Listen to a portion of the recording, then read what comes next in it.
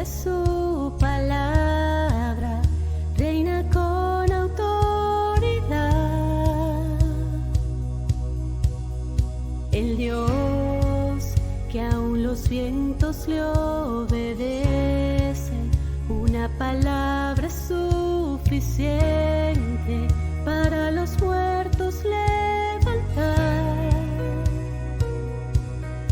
Nadie es como Él, oh gran Dios, tú eres el Dios que adoramos, todopoderoso y soberano, grande en misericordia y poder para salvar. Tú eres el Dios que adoramos, quien derrotó la muerte y el pecado, glorioso Redentor y Rey, te adoramos, te adoramos.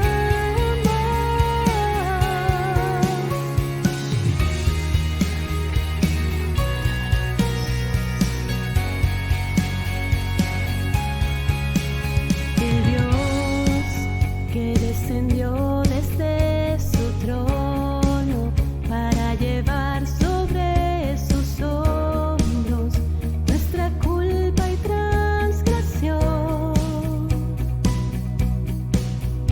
Jesús, exaltado sobre todo, nombre sobre todo nombre, solo en Él hay salvación. Nadie es como Él, oh gran Dios, tú eres el Dios que adoramos, todopoderoso y soberano, grande en misericordia y poder para salvar. Tú eres el Dios que adoramos, quien derrotó la muerte y el pecado, glorioso Redentor y Rey, te adoramos.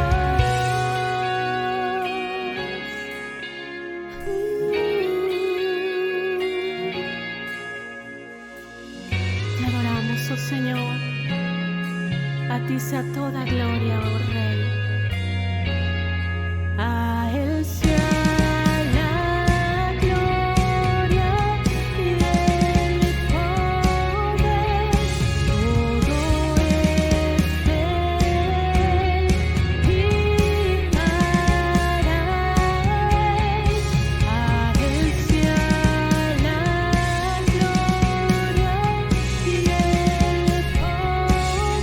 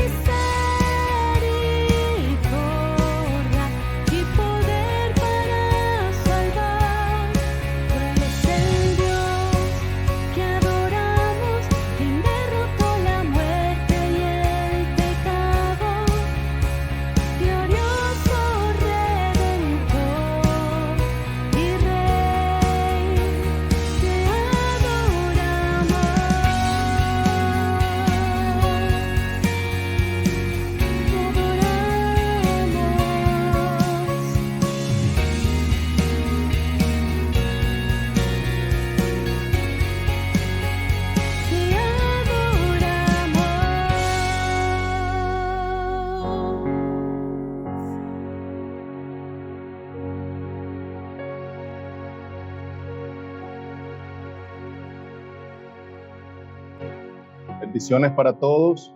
Les habla el pastor Jonathan, pastor de esta comunidad cristiana Los Cocuyos en el Valle, en Caracas, Venezuela. Quiero tener una palabra de oración antes. Estamos en la serie en el libro de Ruth, en el Antiguo Testamento. Hoy nos vamos por el capítulo número 2 y le he colocado al título de esta serie, de la fatalidad a la esperanza. Es una historia maravillosa. El amor de Dios está pleno en el libro, está manifiesto desde el capítulo 1 hasta el capítulo 4. Pero vamos a orar antes.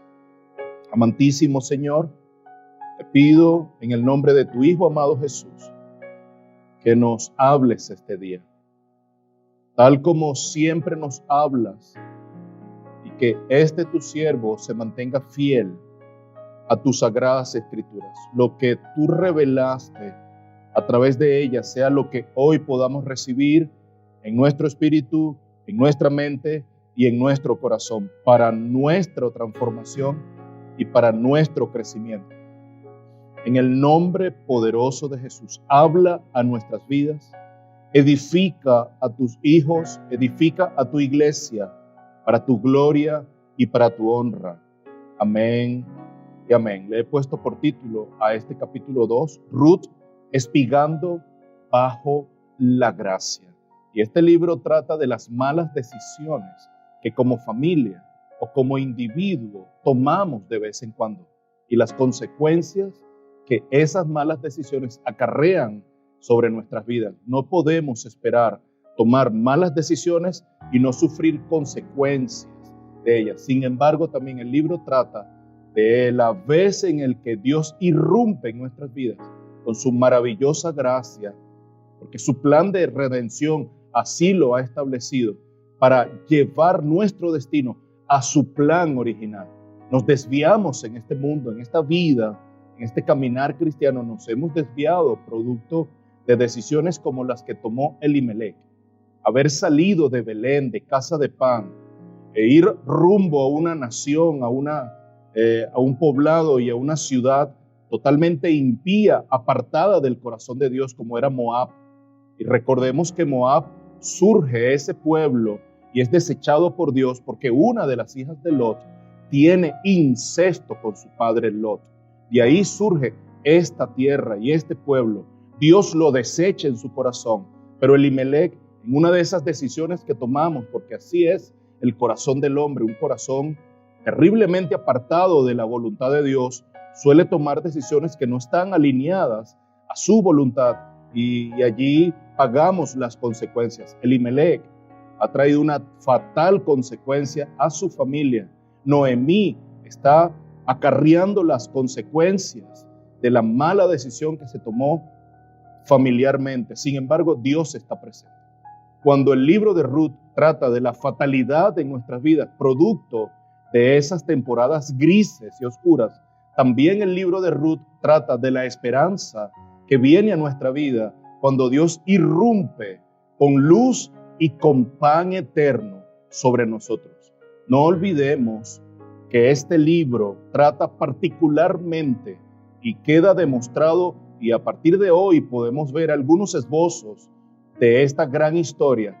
Trata de la manera en cómo Dios magistralmente, sobre unos hilos, de manera providencial, cómo Dios fue tejiendo la vida de su Hijo amado Jesús. El Redentor del mundo está presente en esta historia.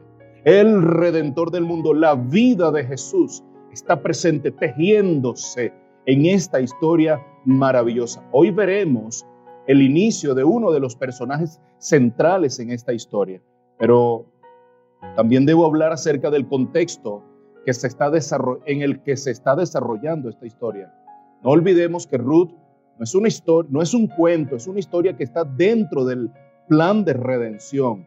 Ruth está dentro de la historia de los jueces, una historia que se trama en 400 años, pero es una historia sombría, es una historia de un oscurantismo en el que el pueblo se apartó del corazón de Dios.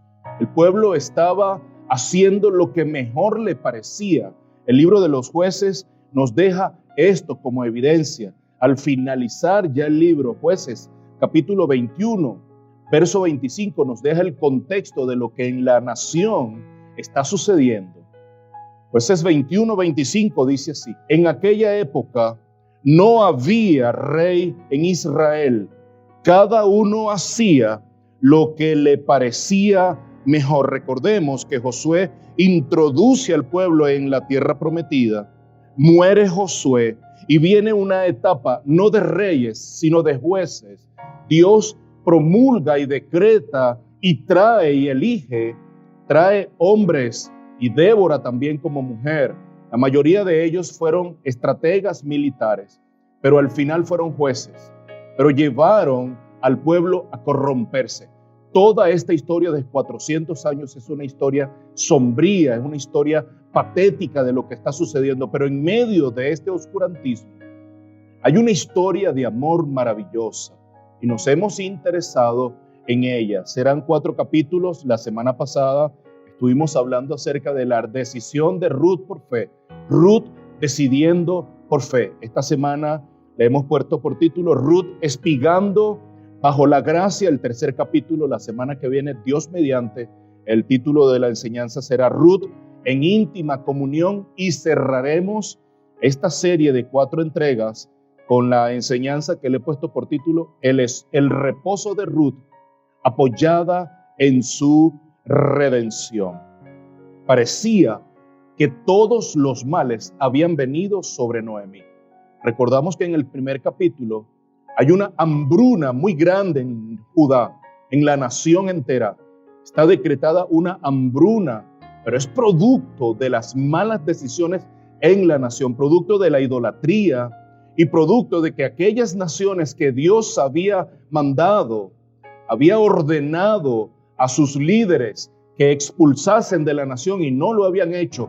Esas naciones habían estado haciendo estrago de toda la comida y de los sembradíos en toda la nación. Entonces están viviendo un tiempo de hambruna, pero no solamente eso. Elimelec, como el jefe de la familia, decide junto a su esposa y sus 2 hijos, Malión y Kelión, irse hacia una tierra impía, una tierra pagana llamada Moab. Pero no solamente eso, estando allí, después de 10 años, cuando sus hijos también habían tomado una decisión, hombres judíos, una nación judía, ellos habían tomado una decisión desapegada de la voluntad de Dios. Habían emparentado con mujeres moabitas y Dios rotundamente les había dado una instrucción: no emparenten a sus familiares con las mujeres de las naciones paganas. Pero estos hombres judíos habían emparentado con 2 mujeres moabitas, con Ruth y Orfa. Pero no solamente eso, inmediatamente muere Elimelec, muere el que sostiene a la familia, muere el que está al frente del hogar. Pero no solamente eso, después de Elimelec, el dueño, el cabeza de la familia, mueren sus 2 hijos. Es decir, Noemí se está quedando sola, está quedando desamparada. Pero no solamente eso, está quedando con sus 2 nueras.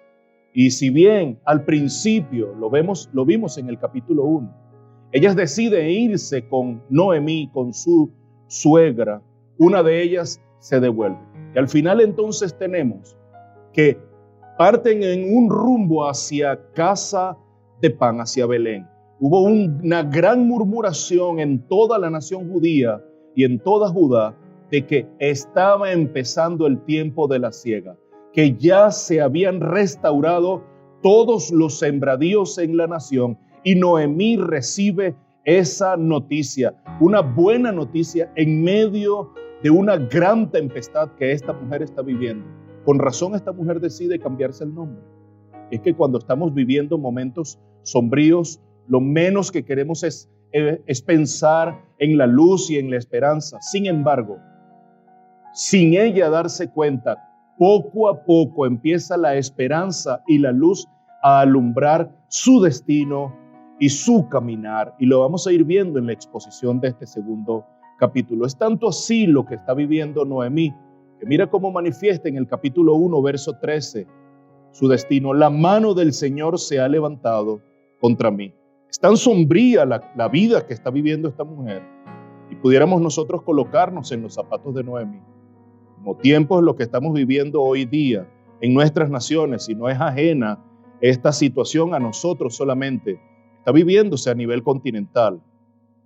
Pero no solamente en el capítulo 1, verso 13, capítulo 1, verso 20, Noemí menciona lo siguiente: el Todopoderoso ha colmado mi vida de amargura. Esta mujer, habiéndose llamado Noemí, ella decide cambiarse el nombre intempestivamente y pasar de Noemí, que significa dulzura placentera, una belleza dulce, una belleza placentera, a llamarse Mara, a llamarse amarga.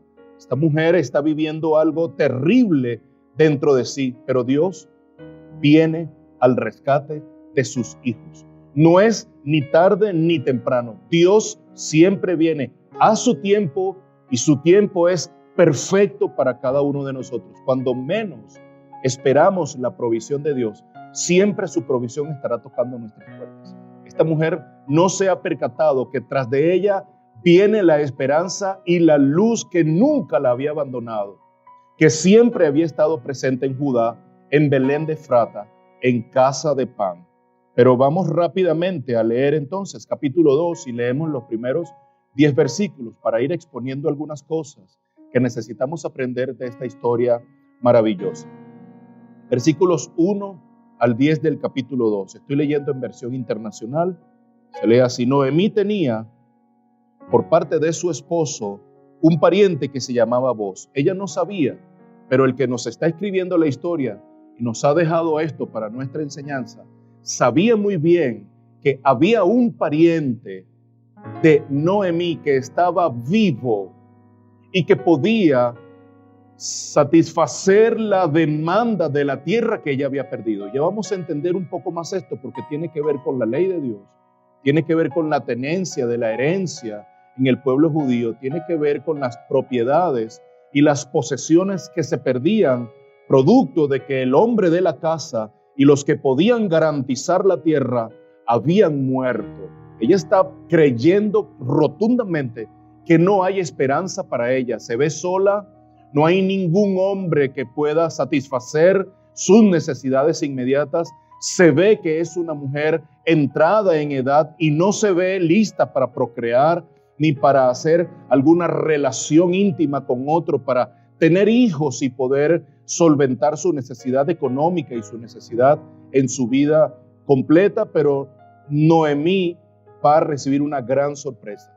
Y así es Dios en nuestras vidas. Cuando creemos que ya toda la historia ha sido contada y escrita, es cuando Dios está comenzando nuevas páginas y nuevas líneas en nuestra historia.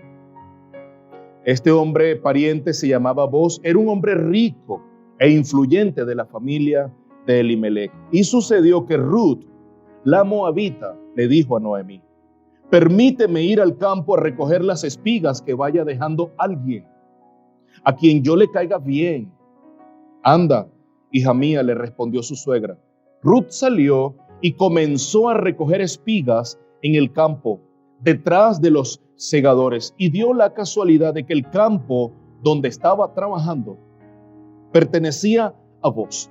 Casualmente, y apunto más que a la casualidad, yo apunto a la providencia de Dios, que dirige nuestras vidas en los momentos más sombríos y en los momentos de mayor vulnerabilidad en medio de nuestras necesidades.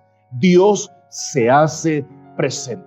Y yo creo que eso es tan importante para cada uno de nosotros hoy, en medio de una situación como la que estamos viviendo, en medio de una economía como la que tiene nuestra nación y nuestras naciones vecinas, y en medio de este continente tan avapuleado económicamente, políticamente, cultural y socialmente. Dios es el único y el último que tiene la palabra en nuestras vidas. En eso llegó Boz, verso 4, desde Belén, y saludó a los segadores.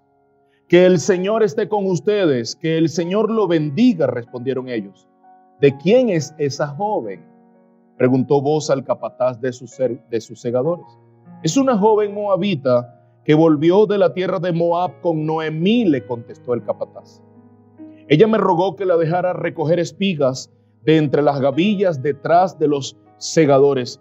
No ha dejado de trabajar desde esta mañana que entró en el campo, hasta ahora que ha venido a descansar un rato en el cobertizo. Entonces Boz le dijo a Ruth, ahí se dirige completamente, en ese momento directamente va Booz a hablar con Ruth la moabita. Escucha, hija mía, no vayas a recoger espigas a otro campo.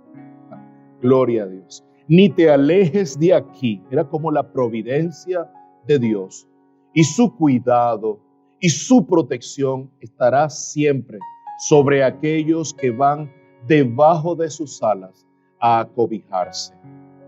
Quédate junto a mis criadas. Fíjate bien en el campo donde se esté cosechando y síguelas.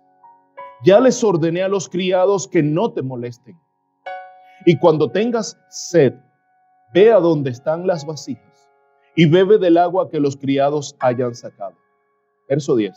Ruth se inclinó hacia tierra, se postró sobre su rostro y exclamó: no podemos olvidar, mis amados y amigos que nos visitan a través de este medio, no podemos olvidar que Ruth no es judía.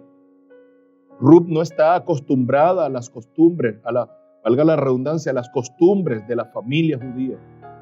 Ruth no tiene la línea judía en la manera en cómo relacionarse entre ellos, pero estuvo 10 años viviendo en la familia de Elimelech. Alguna enseñanza su esposo, su suegra Noemí o su suegro Elimelech debió haber dejado en su vida, tanto como para nosotros hoy ver la actitud que esta mujer está teniendo delante de vos. ¿Cómo es que le he caído también a usted?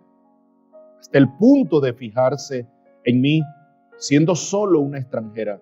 Mis amados, nosotros estamos viendo algo maravilloso. ¿Cómo es que Ruth llega hasta esta era, hasta este campo, para cegar en medio de un lugar que ella no conocía, pero precisamente es el campo del pariente más cercano que Noemí tiene en vida, que será el que Dios use para garantizar la herencia y la posteridad de la casa de Noemí y de Elimelech? ¿Cómo es que Ruth se llega hasta esta casa?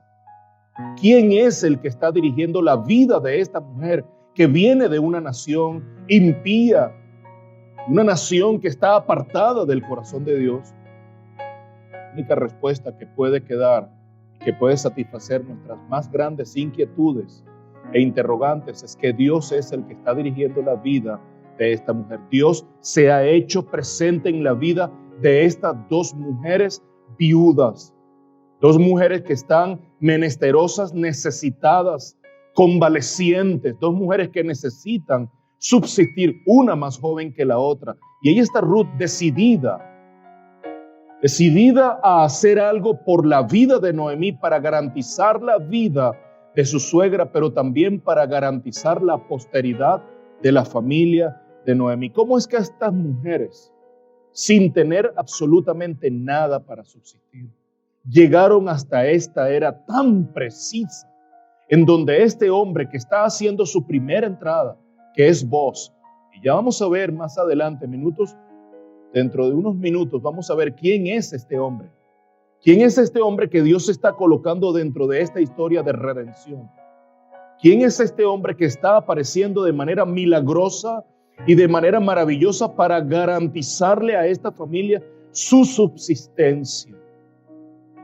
Pero también vemos algo maravilloso. Conocemos a un nuevo personaje que es pariente cercano de Elimelech, que es pariente de Noemí y que es el único que aparentemente puede garantizar la posteridad y la subsistencia de esta familia. Qué maravilloso es el Dios en quien hemos creído, trazando todos los hilos de nuestra historia, la historia de Cristo Jesús. La historia de Jesús es una historia maravillosa.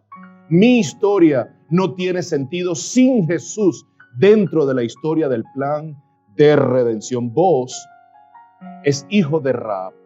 Tempranamente, cuando el pueblo de Israel es introducido por Josué en la tierra prometida, entran unos espías para revisar toda la tierra. Y ellos están siendo perseguidos por el rey que está mandando dentro de la nación de Canaán, dentro de la tierra prometida. Y Rahab introduce en su casa a los espías para que no sean descubiertos. Pues si tú lees el capítulo 11 del libro de los Hebreos, allí está esta mujer. Esta mujer es una pecadora porque es una prostituta pero ella fue redimida por la sangre del Cordero. Una mujer que se encuentra en el salón de la fama de la fe en el capítulo 11 de Hebreos, pues esta mujer llamada Rahab se casó con un príncipe de Israel llamado Salmón, y de esa unión nace Boaz. De esa unión entre Rahab y Salmón nace Boaz. Eso está en la palabra. Ahora, ¿quién es Boaz dentro de esta historia? Es un hombre rico, es un hombre con valor, es un hombre con gran coraje. Este hombre tiene edad para poder casarse con Ruth, pero no quiero adelantar algunos momentos brillantes que vamos a ver a partir del capítulo 3 y a partir del capítulo 4. Quiero solamente decirte que el único que puede armar, el único artífice, el único personaje que puede armar estas historias con un final feliz es el mismo Dios, que está garantizando a través de hombres y mujeres que son corruptos, hombres y mujeres que son limitados en su existencia, hombres y mujeres viles, hombres y mujeres pecadoras como tú y como yo. Dios los usa para que se garantice la línea genealógica de Cristo Jesús. Si tú vas al capítulo 1 de Mateo, te vas a encontrar que en esa línea genealógica hasta llegar a Cristo Jesús, pasando por el rey David, pasando por Isaí y pasando por Obed hasta llegar a Ruth y Boaz, estamos en esa misma historia. Hoy los dueños del campo no iban tan a menudo a su era para hablar con los capataces, pero vemos que en esta oportunidad Boaz atiende a su era y habla directamente con el capataz de los segadores y se encuentra con una chica que no conoce, pero que sí había encontrado información de ella, preguntando con las personas, y se había enterado y su corazón se había conmovido con lo que ella había hecho por su suegra Noemí. El trato que vemos de este hombre hacia sus criados es un trato especial. Vemos el trato de Dios a través de este hombre. Vemos el trato de Dios de este hombre hacia Ruth, un trato amoroso, delicado, es un trato misericordioso, pero también necesitamos entender y conocer que en la palabra, en el Antiguo Testamento, estaba garantizada la vida y la subsistencia para los extranjeros, para las viudas y para los huérfanos. Y yo creo que vos conoce muy bien la ley judía. Él está entendiendo perfectamente que Dios está permitiendo que estas mujeres necesitadas irrumpan en medio de su campo y de su era en tiempo de segada, de siega de la cebada, para que ellas puedan recoger. Y ya vamos inmediatamente a leer algunos versículos en la palabra. Quiero que podamos entender que cuando alguien quedaba viuda, había una manera en la que sus parientes podían reclamar sus herencias y poder velar por eso. Quiero llevarte a Deuteronomio 24:19. Es el mismo Dios que está garantizando nuestras vidas. Deuteronomio 24:19. Cuando recojas la cosecha de tu campo y olvides una gavilla, no vuelvas por ella. Déjala para el extranjero, el huérfano y la viuda. Así el Señor tu Dios bendecirá todo el trabajo de tu mano. Cuando los segadores salían al campo, no importaba si de sus canastas o cuando estuvieran recogiendo el olivo, cuando estuvieran recogiendo el trigo, algo de eso caía al piso. La ley mandaba, porque Dios así garantizaba la subsistencia de los extranjeros, viudas y huérfanos, que eso se dejase en el camino. Pues eso es precisamente lo que está garantizando la subsistencia de Ruth en este momento. Vos lo sabe, no solamente lo sabe, sino que da una instrucción precisa. Por favor, sigan dejando en el camino gavillas para que ella pueda recoger y llevar para su subsistencia. Pero no solamente eso. Levítico 19, versos 9 y 10. Cuando llegue el tiempo de la cosecha, no cieguen hasta el último rincón de sus campos, ni recojan todas las espigas que allí queden. No rebusquen hasta el último racimo de sus viñas, ni recojan las uvas que se hayan caído. Déjenlas para los pobres y los extranjeros. Yo soy el Señor su Dios. El Señor está garantizando la subsistencia de esta familia. El Señor, recuerden muy bien, ellas estaban en Belén. Belén es casa de pan. Ellos decidieron arbitrariamente salir de Belén y fueron a Moab. Y allá les ocasionó una grave pérdida familiar y la hambruna también estaba tomando toda la nación hasta que escuchan nuevas noticias de que en casa de pan hay nuevamente alimento para ellas. Y cuando regresan, está iniciando la siega. Así termina el capítulo 1. Vemos el maravilloso trato de Dios para con esta familia, que habiendo cometido terribles errores, ahora están frente a una esperanza y a una luz que no se les acabará ni se les apagará. Qué maravillosa misericordia la de Dios, que nos sigue dando oportunidades en nuestras vidas. Dios las ha conducido de nuevo a casa de pan. Dios las ha traído nuevamente a casa. Quiero ir cerrando en la lectura a partir del verso 11 para ir a algunos puntos de aplicación para nuestras vidas. Ya me han contado, le respondió Booz, todo lo que has hecho por tu suegra desde que murió tu esposo. ¿Cómo dejaste padre y madre? Que murió tu esposo. ¿Cómo dejaste padre y madre y la tierra donde naciste? Y viniste a vivir con un pueblo que antes no conocías. Que el Señor te recompense por lo que has hecho. Que el Señor Dios de Israel, bajo cuyas alas has venido a refugiarte, te lo pague con creces. Ojalá siga yo siendo de su agrado, mi Señor, contestó ella. Usted me ha consolado y me ha hablado con cariño, aunque ni siquiera soy como una de sus servidoras. A la hora de comer, Booz le dijo, ven acá, sírvete pan y moja tu bocado en el vinagre. Cuando Ruth se sentó con los segadores, Booz le ofreció grano tostado. Ella comió, quedó satisfecha y hasta le sobró. Después, cuando ella se levantó a recoger espigas, él dio estas órdenes a sus criados. Aun cuando saque espigas de las gavillas mismas, no la hagan pasar vergüenza. Más bien, dejen caer algunas espigas de los manojos para que ella las recoja y no la reprendan. Así que Ruth recogió espigas en el campo hasta el atardecer. Luego desgranó la cebada que había recogido, la cual pesó más de 20 kilos. La cargó de vuelta al pueblo y su suegra vio cuánto traía. Además, Ruth le entregó a su suegra lo que le había quedado después de haber comido hasta quedar satisfecha. Su suegra le preguntó, ¿dónde recogiste espigas hoy? ¿Dónde trabajaste? Bendito sea el hombre que se fijó en ti. Entonces Ruth le contó a su suegra acerca del hombre con quien había estado trabajando. Le dijo, el hombre con quien hoy trabajé se llama Booz. Que el Señor lo bendiga, exclamó Noemí delante de su nuera. El Señor no ha dejado de mostrar su fiel amor hacia los vivos y los muertos. Ese hombre es nuestro pariente cercano. Es uno de los parientes que nos puede redimir. Ruth la moabita añadió, incluso me dijo que me quede allí con sus criados hasta que terminen de recogerle toda su cosecha. Hija mía, te conviene seguir con sus criadas, le dijo Noemí, para que no se aprovechen de ti en otro campo.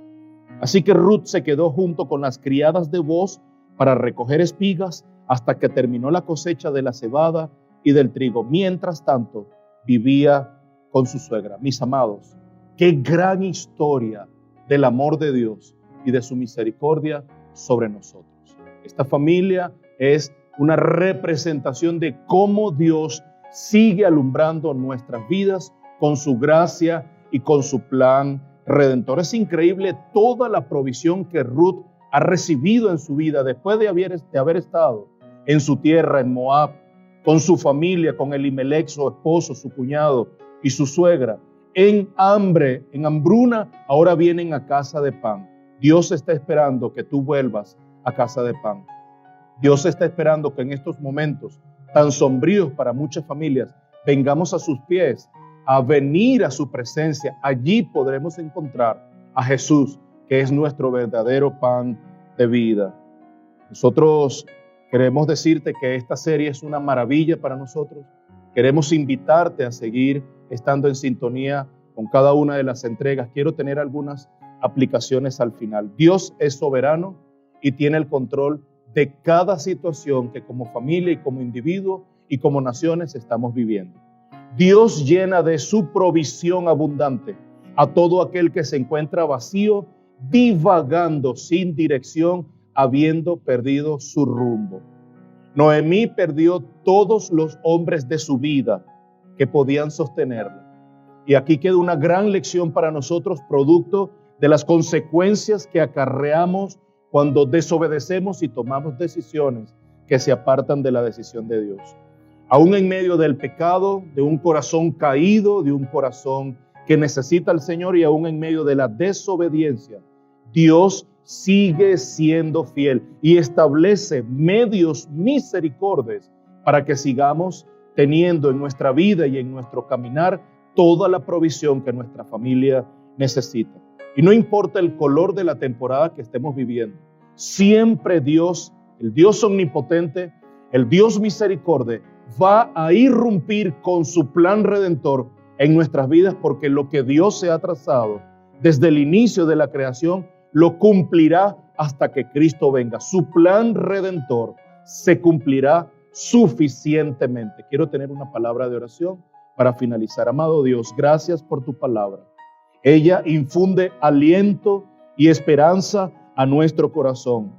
Conozco por esta historia que eres un Dios fiel, eres un Dios soberano y que tienes el control aún en medio de nuestras más grandes temporadas oscuras y grises. Señor, nada sale de tu control. Gracias por Jesús, que es mi verdadero pan eterno.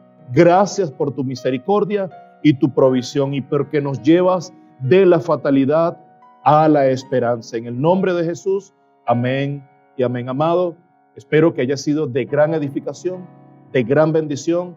Te invitamos a estar en sintonía, te invitamos también a estar pendiente de las noticias de nuestras redes. Puedes seguirnos para mayor información, para estar en contacto y para ser bendecido con todas nuestras series que están guindadas en nuestros canales.